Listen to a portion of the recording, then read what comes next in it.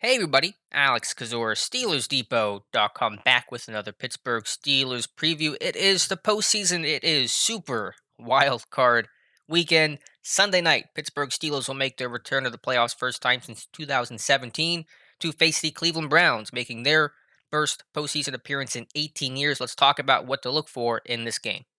Starting with the Browns as a whole, and obviously they're dealing with a lot of COVID issues, just barely been able to practice this week, finally getting a couple sessions in later in the week. They obviously will not have a slew of players and coaches in this game. I don't overlook the lack of coaching that they have. Not only is their head coach and signal caller Kevin Stefanski has done a wonderful job with the Browns, of course, this season. He will not be available. They won't have a lot of assistant and positional coaches as well. So there's a real trickle down effect in terms of the impact of the game and the value they're going to bring. But of course, from a personnel standpoint, no Denzel Ward, the cornerback, no cornerback Kevin Johnson, no left guard Joel Batonio in this one. So starting with the Browns offense as a whole, there's two main keys that Pittsburgh's definitely, preaching to their guys this week, and that's, containing Nick Chubb, not letting Baker Mayfield scramble, extend plays, be able to escape and leave the pocket. Both things Pittsburgh's defense did not do a good enough job of in week 17, granted without Cam Heyward, TJ Watt, get those guys back, including Robert Spillane. He should return in some sort of rotation with Avery Williamson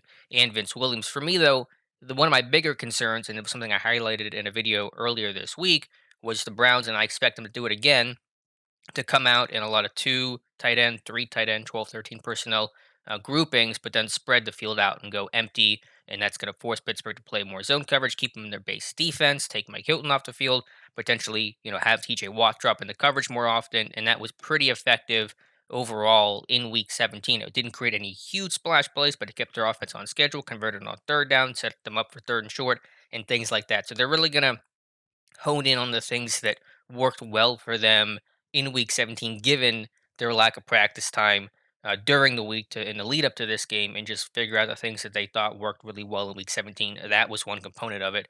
In addition to stopping Mayfield and Chubb, that'll be important. Jarvis Landry on third down, a big guy to key in on, of course. And then for me, the X factor for this game is Kim Hayward on their third string left guard. Michael Dunn, Joel Batonio, their longtime starter, is out.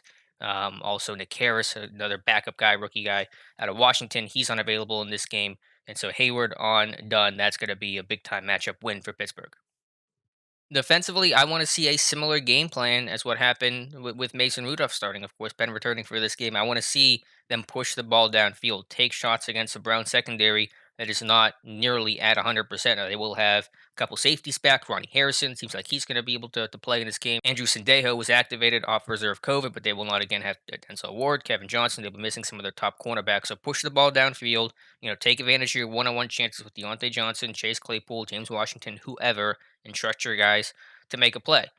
That's the big key, I think, overall for this game. Be able to push the ball vertically, middle of the field, when and if it's available, and just try to create some chunk plays like they did last week with the largely some of their backups, including a quarterback, of course. So that's one of the big things for me overall. The run game, I just want to see situational football in the run game, whether that's second and one, third and goal, 4-minute offense.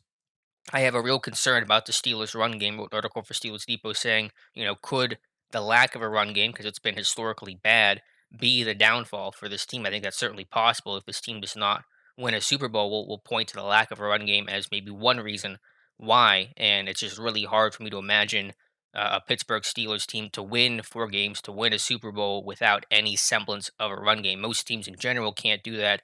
The ones that can are guys who have the tier one elite quarterbacks, the Russell Wilsons, the Patrick Mahomes, Tom Brady, and his prime guys like that. And Pittsburgh is not in that situation right now. So for my final prediction for the Super Wild Card weekend, Sunday night, 8:15, I have the Pittsburgh Steelers winning this one 27-23. Still, of course, a close game. I just think it'll be close. You play a team 3 times. It's hard to really have one team blow out the other. Pittsburgh has the upper hand in terms of personnel, in terms of just overall preparedness, of course, because Cleveland's dealt with so many COVID-related issues right now. But Pittsburgh in the trenches, I like them better. I like their ability to pressure. Baker Mayfield sacked him 8 times in the 2 games they played this year. Now that the Browns are missing at least Batonio, potentially some other offensive linemen in Conklin and Teller, not sure their status as of this recording, I think gives Pittsburgh enough of an edge in this one. But AFC North football playoffs, who knows what's going to happen? Survive, advance. That's the goal. I don't care if you win by 1 or win by 40. Just win, move on, keep your playoff lives, your Super Bowl chances alive. That is the focus for this game. So let me know your thoughts in the comments below. Will Pittsburgh win this playoff game, or will the Browns pull off the upset? Let me know your thoughts and why in the comments below. Thank you guys so much for watching, and we'll talk to you soon.